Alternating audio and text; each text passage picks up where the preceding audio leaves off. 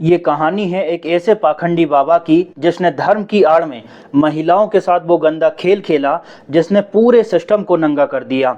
इस खौफनाक खेल के मास्टरमाइंड का नाम है अशोक खेरात। इस वीडियो में मैं आपको अशोक खेरात के इस घिनौने साम्राज्य का पूरा सच बताने वाला हूं।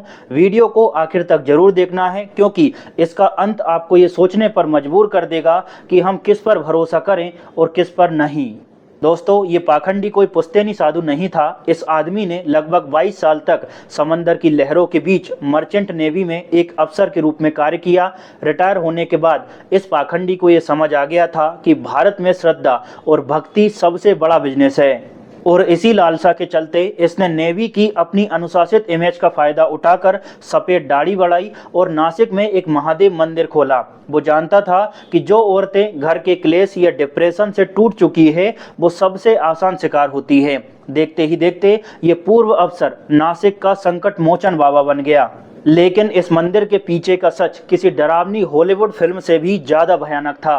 खैरात का ये आश्रम किसी साधारण जगह पर नहीं था। ये हाईटेक कैमरों और रिमोट से कंट्रोल होने वाला एक हॉरर स्टूडियो था। ये अशोक खेरात नामक पाखंडी परेशान महिलाओं को यौन शुद्धिकरण और दिव्य आशीर्वाद जैसी भारी भरकम बातों में फंसाकर अपने यहाँ एक खास केबिन में बुलाया करता था।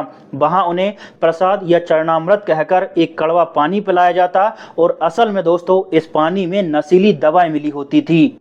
जैसे ही महिलाओं के दिमाग पर नशा चढ़ता, खैरात अपनी जेब में रखा रिमोट दबाता, दीवारों और झूमरों में छिपे स्पाई कैमरे एक्टिव हो जाते और फिर शुरू होती थी दरिंदगी। होश आने पर जब ये महिलाएं खुद को नग्न पाती और विरोध जताती तो खैरात इन वीडियोस का हवाला देकर उन्हें ब्लैकमेल करने लगता और इस आधार पर कई सारी महिलाओं का शोषण किया गया। इतना ही नहीं, खैरात ने दोस्तों अपने वीआईपी दोस्तों के साथ, अपने पार्टनर्स के साथ इन महिलाओं की सौदेबाजी भी की। अब आप सोच रहे होंगे कि ये सब सिर्फ हवस के लिए था। नहीं, ये खेल था दोस्तों पावर का। पुलिस को इसके आश्रम से दोस्तों 58 से ज्यादा अश्लील वीडियो मिले और अब तक 10 एफआईआर दर्ज हो चुकी है जिसमें रेप और करोड़ों की ठगी शामिल है। लेकिन सबसे बड़ा बम फूटा इसके लैपटॉप से। उसमें 2500 से ज्यादा फोन नंबर सेव मिले हैं लेकिन किसी का असली नाम नहीं था। Phone number save the VIP 01, flower और गेस्ट जैसे सीक्रेट कोड वर्ड से। ये आदमी इन महिलाओं के वीडियो बनाकर रसूदखोर नेताओं और बड़े अफसरों को हनी ट्रैप किया करता था।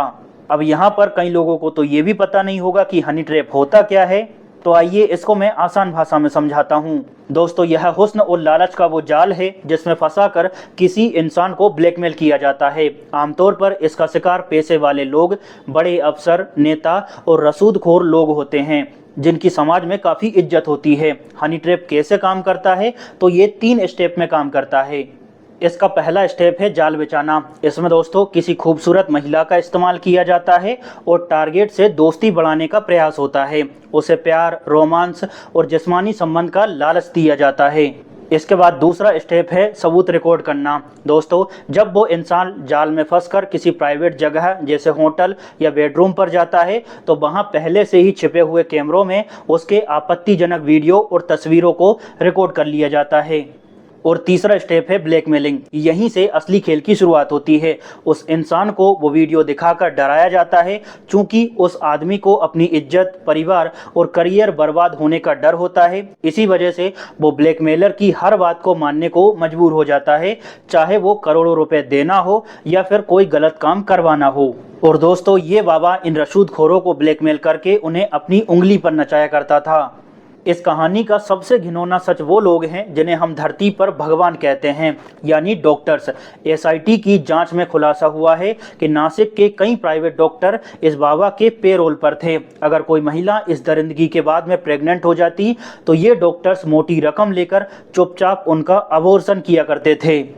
दवाइयों की पर्चियां और मेडिकल रिकॉर्ड्स चीख चीख कर गवाही दे रहे हैं कि इन डॉक्टर्स ने अपने जमीर का सौदा सिर्फ पैसे के लिए नहीं बल्कि उन बड़े VIP लोगों तक अपनी पहुंच बनाने के लिए किया था जिनका खैरात के पास में आना जाना हुआ करता था। दोस्तों, शायद आपको जानकर ये आश्चर्य होगा कि इस बाबा के ट्रस्ट में 2017 के आसपास मुश्किल से कुछ लाख रुपए थे, लेकिन आज ये करोड़ों के साम्राज्य पर बैठा है। अब ये प्रश्न उठता है कि इतना पैसा आखिरकार आया कहां से? तो ये कोई छिटपुट ठगी नहीं थी। मासूमों से दान के नाम पर लूटा गया और ब्लैकमेलिंग से कमाया गया ये काला धन हवाला के जरिए दुबई तक पहुंच रहा था। एसआईटी को सबूत मिले हैं कि इस पाखंडी बाबा ने दुबई के बुर्ज खलीफा के ठीक पास एक बेशकीमती फ्लैट खरीदा हुआ है और यही नहीं, इसकी पत्नी और बेटी के नाम पर भी करोड़ों की बेनाम संपत्ति मिली है। और अगर आपको ये लग रहा है कि बात यहीं पर खत्म हो जाती है तो ऐसा नहीं है दोस्तों। पुलिस को खरात के उस लाल केबिन में कुछ बेहद ही खौफनाक तांत्रिक औजार, एक रिवॉल्वर और कई सारे कारतूस मिले हैं और वो महिलाओं को लहूलुहान करके एक साइकोपैथ की तरह सुकून पाया करता था। हालात ये है कि सरकारी वकील ने कोर्ट में खड़े होकर नरबली तक का शक जताया है। अच्छी बात यह है कि ये पाखंडी पकड़ा तो गया है, मुख्यमंत्री ने जांच के आदेश भी दिए हैं, लेकिन सबसे बड़ा सवाल अभी भी जिंदा है, क्या खैरात के पीछे छिपने वाले सफ़ेद पोश चेहरे कभी बेनकाब हो पाएंगे, जो इसके आश्रम में पिछले दरवाजे से अपनी हवस को मिटाने आया करते थे। दोस्तों, ये मामला हम सब के लिए एक तमाचा है। जब हम अपनी अक्ल पर ताला लगाकर किसी इंसान को भगवान मानने लगते हैं तो अशोक खैरात जैसे दरिंदे पैदा हो जाते हैं। कई लोगों के अभी पाखंड उजागर नहीं हुए हैं, इस वजह से हम अपनी अंधभक्ति के चलते उनकी प्रार्थना करते हैं। और हाल ही में मैंने अंधभक्ति के ऊपर कई सारे बाबाओं को एक्सपोज किया है, आप चाहें तो उस वीडियो को जरूर देख सकते हैं। हो सकता है कि भविष्य में ये पंडित भी जब उजागर हों तो आपको पता चले कि हमने कितनी बड़ी गलती की थी इनको भगवान मानकर।